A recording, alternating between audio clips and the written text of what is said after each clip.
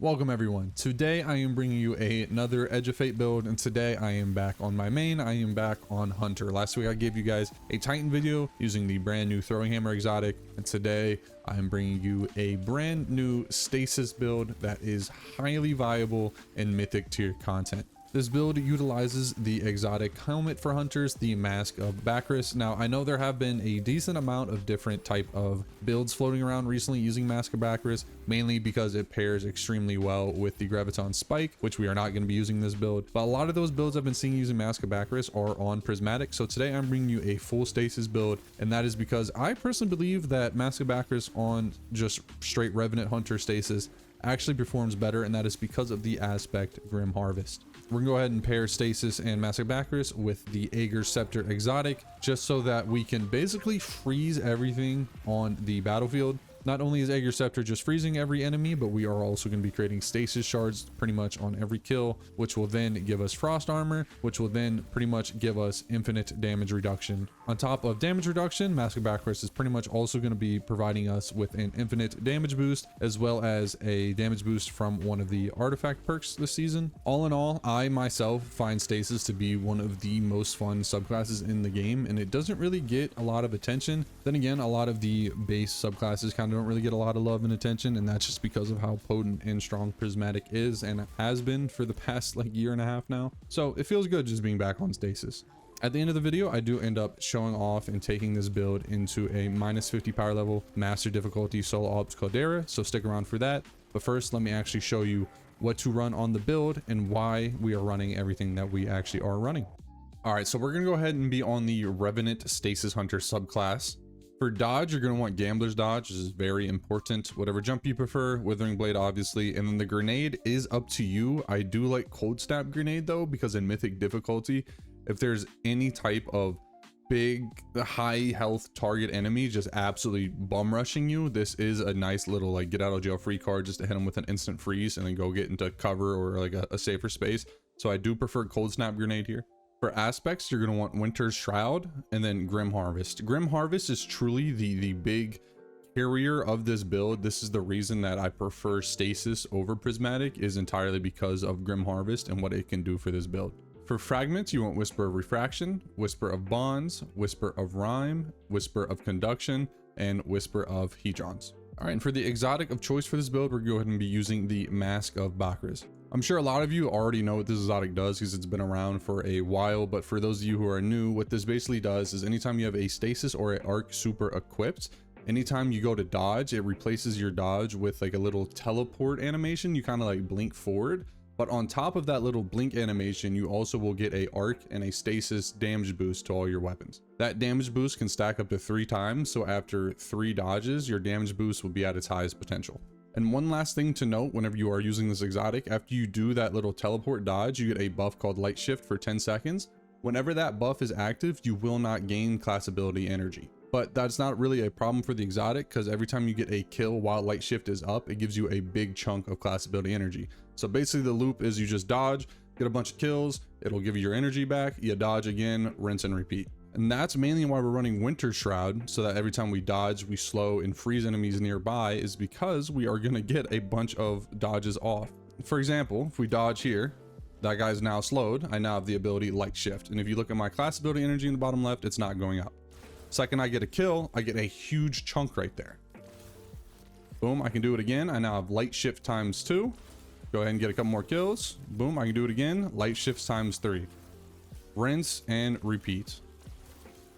And for the actual damage buff you get right there, we're doing 58 without any type of damage buff up. We go ahead and do it once. At ×1 charge, we're doing 64. We are now at ×2. That's going to go ahead and do 71. Now at ×3, that boosts it all the way up to 85. So that is a decently big jump right there. Now, in terms of exotic, I really lean towards Aegir's Scepter. This thing fully cooks with this build, and that is because it not only does obviously a whole bunch of AoE and can really clear out enemies, but it combines extremely well with Grim Harvest here. This is going to go ahead and make it where every time we get a kill, obviously it'll apply like a little slow weakening effect around them. But the reason why we really want to abuse this and use this is because it combines with Grim Harvest. So after every single kill we get basically using Aegir Scepter, we do get one of these stasis shards. And the reason why we want a bunch of stasis shards is because of that bottom line of text there in Grim Harvest, where stasis shards will give us frost armor. That combined with Whisper of Rime, we can get up to ×8 frost armor and have that up basically infinitely, just because every kill we do is pretty much creating stasis shards, which will give us pretty much a permanent, I believe it's 36% damage reduction at ×8, which is very needed for higher end difficulty. Now, for those of you that don't really like Aegir Scepter or don't feel comfortable using a special ammo weapon as your primary main weapon in the build, Wicked Implement also can kind of give off the same effect and works very well with this build. Basically the same thing, just hit some crits with this and it will apply slow to pretty much every enemy, which will then give you stasis shards. Now for your energy slot, it really is up to you. I personally prefer some sort of shoot to loot weapon. The Yoxer's longsword is very good here because it has shoot to loot and it can get Withering Gaze, which is just an easy way to apply weaken, which can be very useful in high-end content.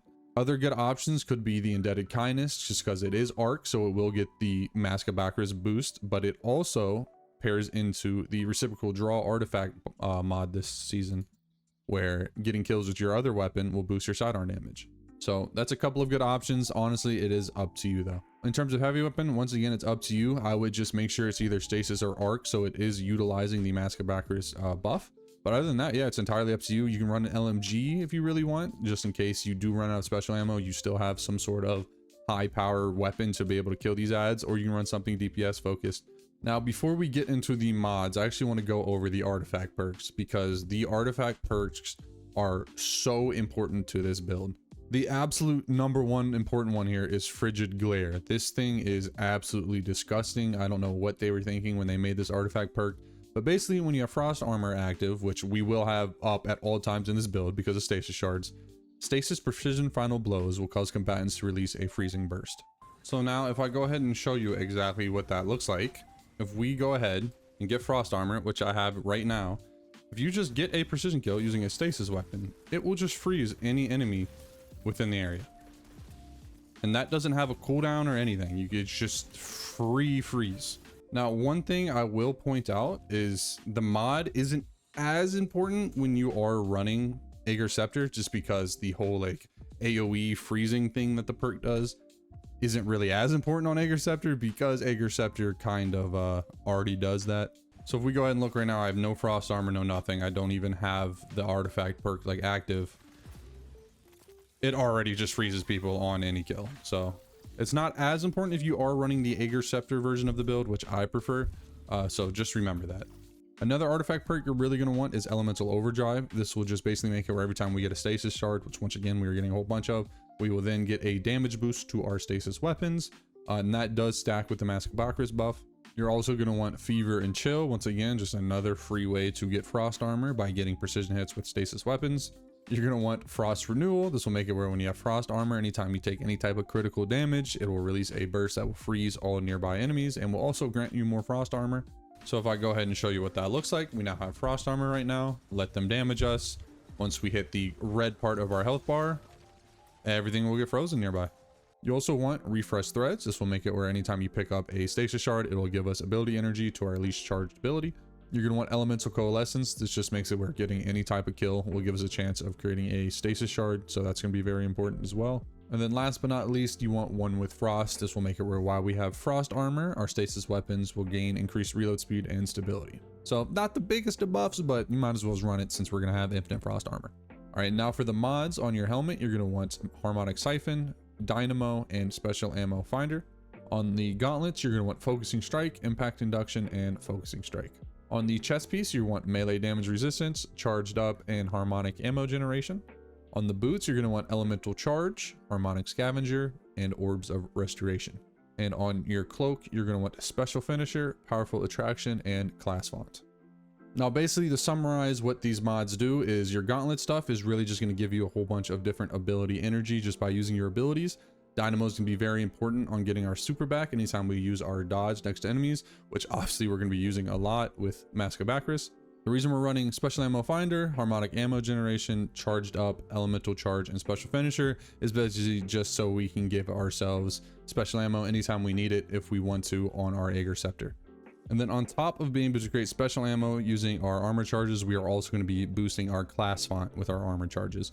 This is very important because when it comes to stat distribution, class is going to be your most important stat here. And the reason we want class as high as possible, you really want this over that 100 mark, is because of the enhanced benefit where every time you use your class ability, you will gain an overshield. So if we go ahead and look at my health right now, hit a dodge, with my stats, I'm at 154 class stat, I get about half an overshield. Now, one thing I would like to point out is that when you dash and you get an overshield like I have right now, if you dash again, they will not stack. So the only way you do get overshield after a class ability is if you previously didn't have an overshield.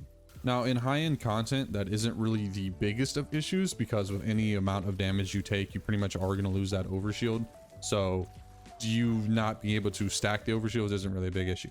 Now, the other very important stat you're going to want high is super. You don't really need this over 100, especially if you're using Aegir's, but you do want it at 100. And that's just because of what the Aegir's Catalyst does, where if you hold your special reload button, it kind of converts your super and puts it into Aegir Scepter so that your Aegir Scepter is doing way more damage, way bigger beams, slowing, freezing, just, you know, just absolutely juices the gun. So we basically want to be able to abuse that on any type of big enemy, like especially wyverns and stuff like that. It really kind of shuts them down. So we want to have our super up as much as possible.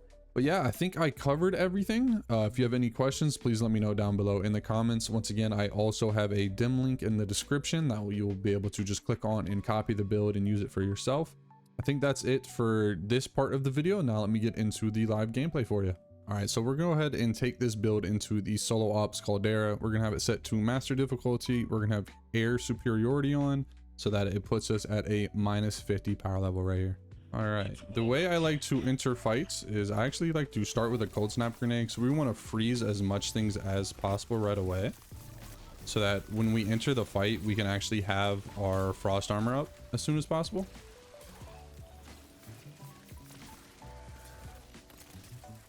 Just like this. Remember to try to get finishers off as much as possible too, so that you can get as much special ammo, just so you're never running dry on that. All right, I see a wyvern. This is exactly, oh, a wyvern and an overload. So this is where things might get tricky because we don't have any frost armor right now. So we're actually gonna pop our super using our Aegir's here. Got the dodge first, get that damage bonus. And we're just actually going to beam into them and go to town. We're going to go for the wyvern first, then the overload. Augurs, luckily, well, not even just augurs, but stasis luckily kind of just like destroys overloads pretty easily. We're going to go in next to these people, dodge. That overshield low-key saved us there.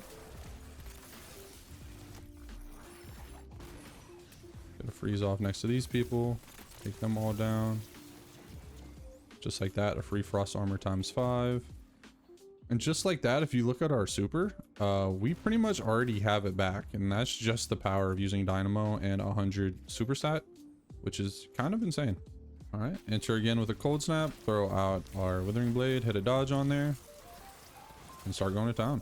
I am already low on ammo. Well, actually, a brick just spawned right there, so never mind, forget that. I do want to hit a finisher on an enemy here soon. So let's go ahead and try to hit it on this dude. We have our dodge back. Hit it with a dodge. We have another dodge. Boom. We got lucky with some special ammo bricks there. So we're pretty much back to full special. Hit another special finisher on this guy. All right, where do we want to take this? Let's start with this group of enemies over here. Let's miss majority of those withering blades and just shoot them at the ground because that's what you're supposed to do.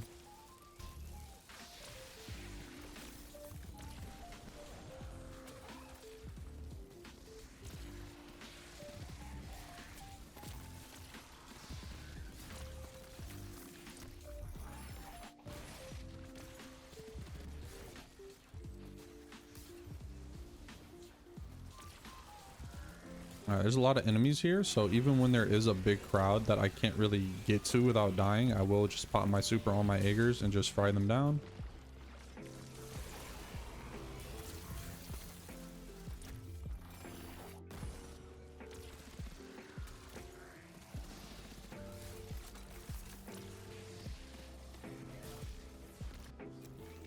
Go ahead and throw a cold snap up there. It completely missed. That's on me.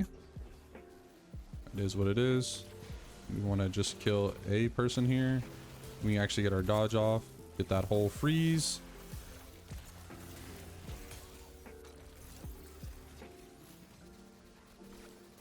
I have another dodge. I want to use it now. Boom.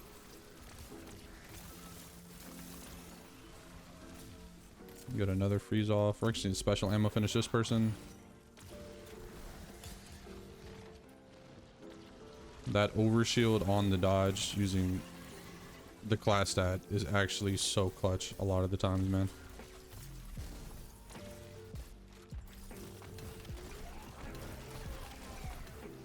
Alright, this is the boring part of Mythic Difficulty where you kind of just gotta wither down the boss. I would use my super slash like special ammo on my Aegers, but I really don't know after I hit this damage phase what's gonna spawn, so rather be safe than sorry.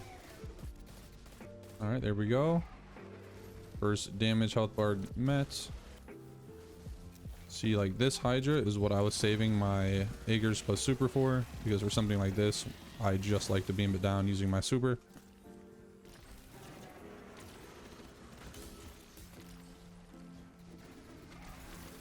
Go ahead and get a special ammo finish on this guy. There we go. We're good on special now. I'm just going to special down him now. Actually, let's go ahead and proc weakening using Withering Gaze real quick. And now we'll go to town with this. Let's go ahead and dodge, pop our super, and start to fry. Alright, let's go ahead and beam him from a distance and get on with our day. There we go. That right there was a solo ops Caldera minus 50 light flawless run. I did not die once. So that went pretty well. I'm proud of that. All right, so that right there was the Stasis Mask of Bakris Aegir Scepter build right there for you guys. I hope you enjoyed what you saw. I hope everything made a whole bunch of sense for you and can understand now what this build fully does. I actually provided, I know I get a lot of comments about like use this build in Mythic, where's the Mythic gameplay. I hope I provided enough of that for you guys today to show that this build actually can fully cook in severely under level content. As always, if you have anything you'd like to change to the build that you think will improve it, please let me know down below in the comments. I know a lot of people look down there for any type of improvements on builds, so people will appreciate that.